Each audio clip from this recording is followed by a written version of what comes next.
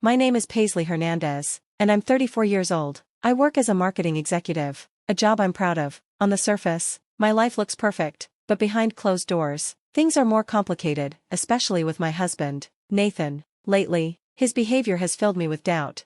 It started small. Nathan, who was always on time, began coming home late, blaming work. But since I work in the corporate world too, I knew his excuses didn't quite add up. Then there were the secret phone calls. He'd talk in hushed tones, and when I asked, he'd act confused, as if I was imagining things.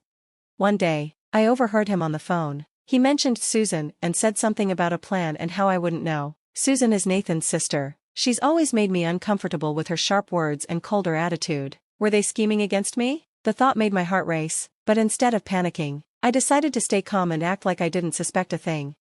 When Nathan brought up things like trips I hadn't heard about, I'd play dumb, asking, "Oh, what do you mean?" Inside, though, I was piecing things together.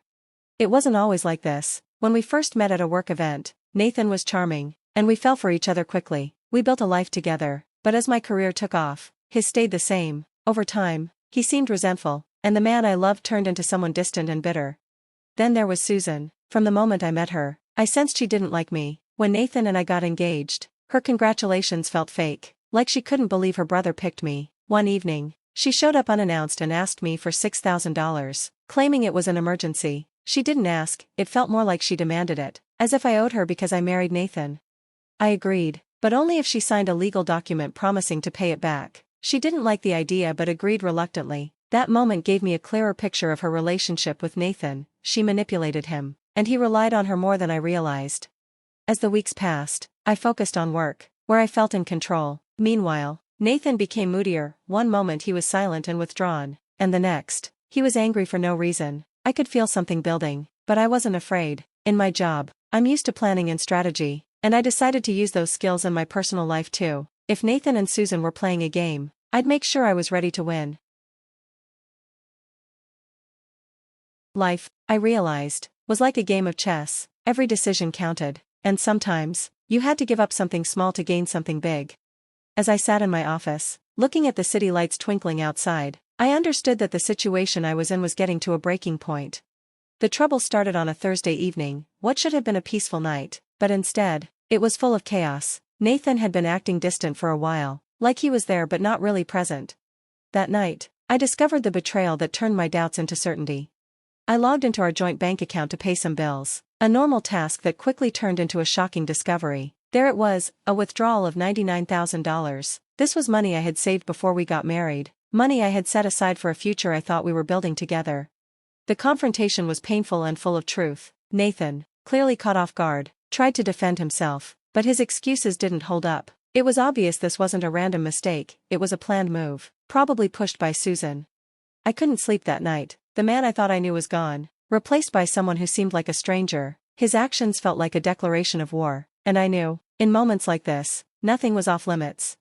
The next day, I made 2 calls. The first was to a divorce lawyer known for being tough and effective. The second was to a private investigator, a necessary step for the fight I was about to enter. If Nathan and Susan were working together against me, I needed to have my own information. The days that followed were tense. My home felt like a war zone. The air was thick with things left unsaid and threats hiding behind every conversation. Nathan's late-night calls to Susan became more frequent, and whatever they were planning seemed to be getting closer to happening. But even as everything around me was falling apart, I found an unexpected ally in Bo, Susan's husband. He called me out of the blue, his voice full of confusion and frustration, echoing my own feelings. "Is Susan there?" he asked. It was a simple question, but it opened the door to everything we had both been wondering. Bo had noticed Susan's strange behavior too, her secrecy and sudden need for money. It didn't take long for us to realize our spouses weren't just siblings, they were working together to deceive us. The plan we came up with was born out of frustration and determination. If Nathan and Susan wanted a game, we'd give them one they'd never forget. Bo and I were united by betrayal, ready to turn the tables on them. The web of lies Nathan and Susan had created was complex, but in their arrogance, they had missed one important thing: we weren't as easy to manipulate as they thought. Bo and I met at a quiet cafe, and a plan began to take shape. Bo had been dealing with Susan's manipulation for years. His story was just like mine, a relationship built on love, now destroyed by trust and betrayal. We discovered that Nathan and Susan were planning a trip. A fancy getaway funded by the money they had stolen from us. The thought of them enjoying themselves at our expense only made us more determined. We needed to act quickly. The plan was simple but daring. We'd let them go on the trip, but with a twist. When they arrived, they'd find their resources cut off, stranded without the comfort they were used to. We knew they'd panic when they realized they weren't as untouchable as they thought. To set the trap, I swapped Nathan's credit card with an expired gym membership card, something he'd never suspect until it was too late. Bo made sure their travel funds would be frozen as soon as they arrived. As the day of their trip approached, I watched Nathan pack, acting uninterested but secretly feeling a sense of control. He was excited, unaware of the storm that was about to hit. "You'll miss me?" he asked with a grin.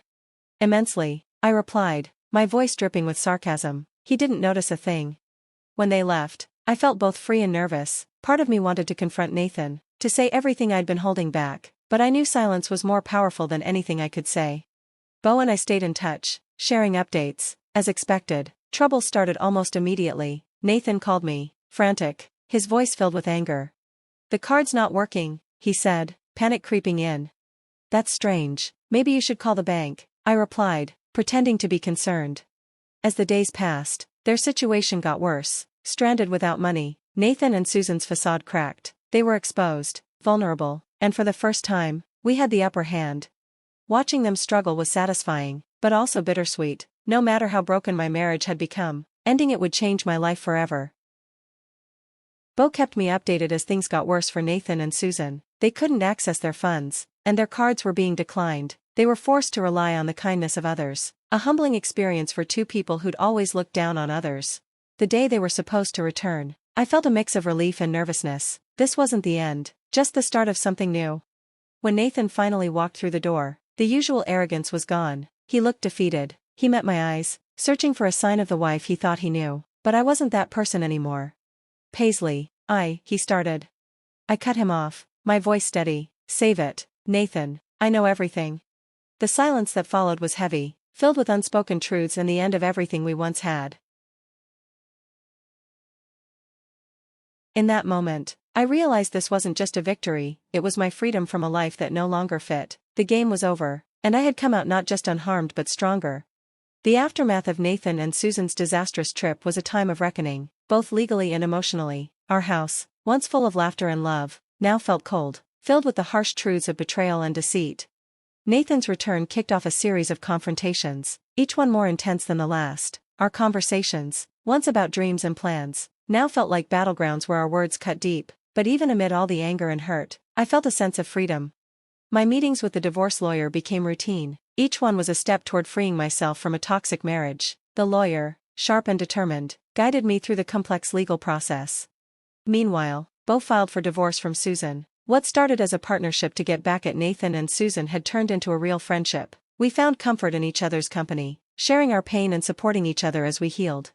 As the divorce went on, the true extent of Nathan and Susan's lies became clear. Financial records, bank statements, and the private investigators' reports showed just how deep the betrayal went. It was hard to accept, but it made me even more determined to move forward. The day the divorce was finalized was bittersweet. I felt relief, sadness, but most of all, closure. I walked into that courtroom as Nathan's wife, but I left as Paisley Hernandez, independent, strong, and free. In the weeks that followed, I threw myself into my work, focusing on the one thing I still had control over. My hard work didn't go unnoticed, and soon I was promoted, a recognition of my dedication and effort. Life after the divorce was a journey of rediscovery. The world, once seen through the lens of my marriage to Nathan, now seemed full of new opportunities. I found happiness in the little things, a quiet evening with a book, coffee with Bo, who had become a close friend and a strong support. One evening, standing on my balcony and watching the sunset, I realized that this wasn't the end of my story, it was the beginning of a new chapter, a chapter where I was the author, and the possibilities were endless. The end of my marriage to Nathan closed a difficult chapter in my life, but with that ending came a new beginning. The world, once limited by the struggles of my marriage, now seemed full of opportunities. In the months after the divorce, I found myself changing, leaving behind a past that no longer defined who I was. My promotion at work wasn't just a career achievement, it was proof of my strength and resilience. Bo, too, had started a journey of his own. Our shared experiences had created a bond between us that was deeper than I ever expected. Our regular coffee meetings became a space to share, laugh, and heal. There was a comfort in being around him, a quiet understanding between us that didn't need words. As time went on, our friendship grew. It shifted naturally from shared pain to shared happiness. Bo wasn't just a friend anymore, he had become my confidant, my partner in every sense of the word.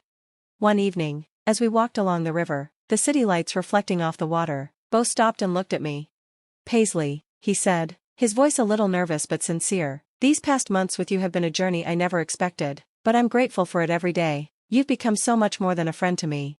His words mirrored my own feelings, ones I had kept in my heart. "Bo," I said, holding his hand, "I feel the same. You've been my support, my laughter in the dark. I can't imagine my life without you." In that moment, standing together, everything else faded away. It was just us, two people who had found comfort and strength in each other. Life, I had realized, was full of surprises, a mix of happiness, pain, love, and loss, but it was these experiences that gave life its meaning, turning it into something beautiful. Looking ahead, I saw a future filled with hope and possibilities, a future where I was defined not by my past but by who I was becoming. The road ahead was unknown, but I was ready to face it, with Bo by my side.